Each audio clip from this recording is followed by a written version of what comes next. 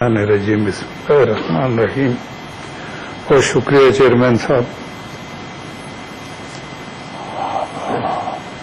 وہ ہے کہ اس کو ناقدری عالم کا صلہ کہتے ہیں. مر گئے ہم تو زمانے نے بہت یاد کیا. جناب چیئرمین، آج بہت ہی اداس دن ہے پاکستان کی پارلیمان کی تاریخ کا، کہ ویسے تو ہر شخص نے جانا ہے، اس میں کوئی شبہ اور شک نہیں ہے. کس نے کب جانا ہے کب نہیں جانا یہ کسی کو بھی ظاہر ہے نہیں پتا. لیکن کچھ لوگ چلے جاتے ہیں، انہیں بھول بھی جاتے ہیں. کچھ لوگ ایسے ہوتے ہیں کہ جو اپنے نشانات چھوڑ کے جاتے ہیں اور ان کو بھولنا بڑا مشکل ہوتا ہے. حاصل بزنجو صاحب کے والد، ان کی بڑی بات ہے، غوث بخش بزنجو صاحب بہت بڑی نابغہ روزگار شخصیت تھے. ان کا بڑا اہم کردار پاکستان کی سیاست میں. 1970 میں وہ نیب میں تھے اور نیب بہت بڑی پارٹی تھی اس وقت. نہ صرف 2 صوبوں میں انہوں نے 70 کے الیکشن میں، بلوچستان میں تو لینڈ سلائڈ رکھی ہوئی تھی، لیکن اس زمانے میں فرنٹیئر تھا تو وہاں پہ بھی جے یو آئی اور ان دونوں پارٹیوں کو اکثریت ملی تھی. لیکن اس کے ساتھ ساتھ نیب جو تھی وہ ایسٹ پاکستان میں بھی بہت مؤثر جماعت تھی. مولانا باشانی اور پروفیسر مظفر، ان دونوں کے بعد میں دھڑے علیحدہ علیحدہ ہو گئے تھے، لیکن یہ دونوں بہت طاقتور لیڈر وہاں کے کہلاتے تھے. خیر میں لمبی چوڑی بات نہیں کرنا چاہتا. میں سر یہ کہنا چاہتا ہوں کہ دنیا میں 2 قسم کے لوگ ہوتے ہیں. ویسے تو بہت ساری قسمیں ہیں، 2 قسم کے لوگ ہوتے ہیں. ایک وہ جو نظریہ پرست ہوتے ہیں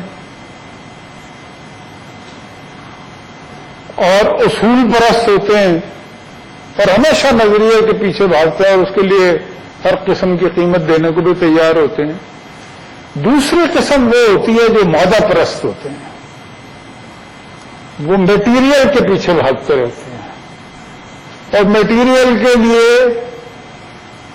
پیچھے بھاگنے کے لیے قیمت نہیں ادا کرنی پڑتی، لیکن اپنا نظریہ جو ہے اس کی قیمت پہ آپ جو ہے وہ مادہ جو ہے وہ اکٹھا بھی کر لیتے ہیں. اور بہت ساری باتیں اس پہ ہو سکتی ہیں، لیکن دیکھا یہ گیا ہے کہ زندہ وہ لوگ رہتے ہیں جو اپنے نظریے پہ کاربند رہتے ہیں اور اس کے لیے قربانی دیتے ہیں اور عوام کی بات کرتے ہیں، اور بات کرتے وقت وہ یہ نہیں سوچتے کہ اس کے کانسیکوینسز کیا ہوں گے.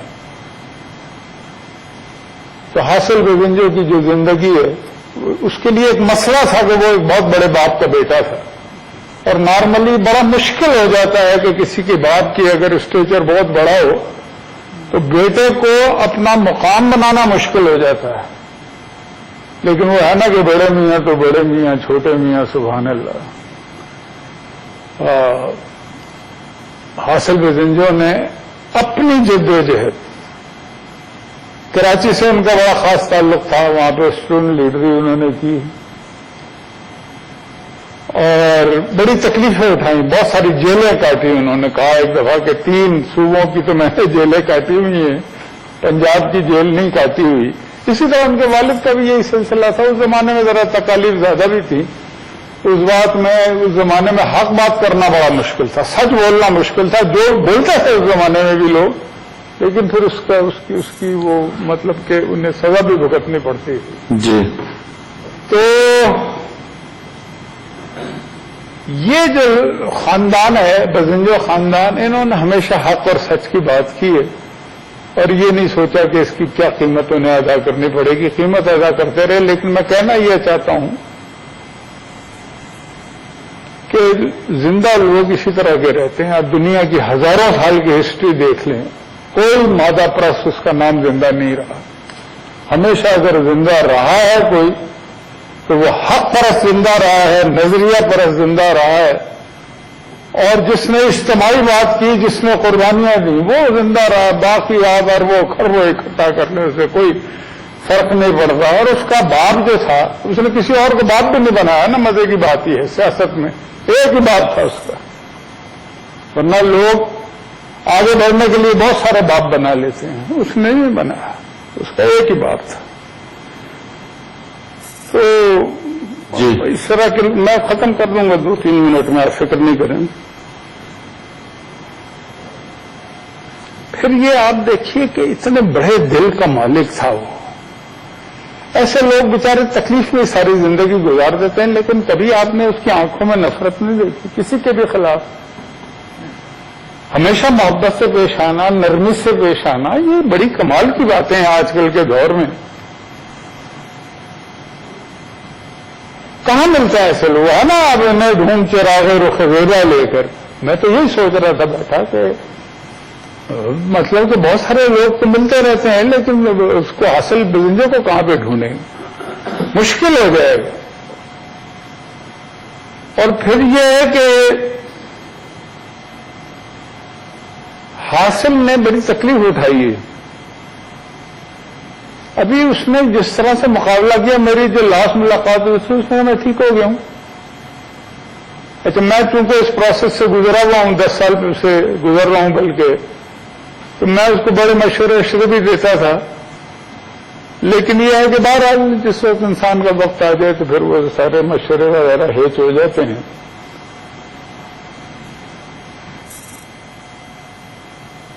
وقت کیونکہ نہیں ہے، ورنہ میں بہت اس سے بات کر سکتا ہوں. میں صرف یہی کہنا چاہتا ہوں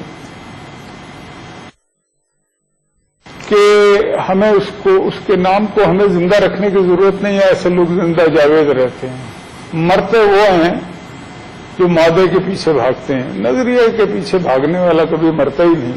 ہماری تو یہ زندگی کا تجربہ ہے. اور وہ ہے نا کہ حیات لے کے چلو، کائنات لے کے چلو، چلو تو سارے زمانے کو ساتھ لے کے چلو. حاصل بزنجو انہی شخصیات میں سے تھا جو محبت بانٹتا تھا، جس کا نفرت سے کوئی تعلق نہیں تھا، جو حق بات کرتا تھا، جو قانون کو بالا دست دیکھنا چاہتا تھا، جو اس ملک میں جمہوریت کو پنپتے ہوئے دیکھنا چاہتا تھا، جو اس ملک کے آئین کی حرمت کو ہمیشہ بحال کرنے کے لیے جدوجہد بھی کرتا تھا اور قربانیاں بھی دیتا تھا. ایسے لوگ جو ہیں ان کے نقش قدم پہ لوگ چلیں گے تو ہم اپنی منزل پہ پہنچیں گے. اور اگر ایسا نہیں ہوگا تو منزل دور ہوتی رہے گی. وما علینا الا البلاغ. شہری رحمان سے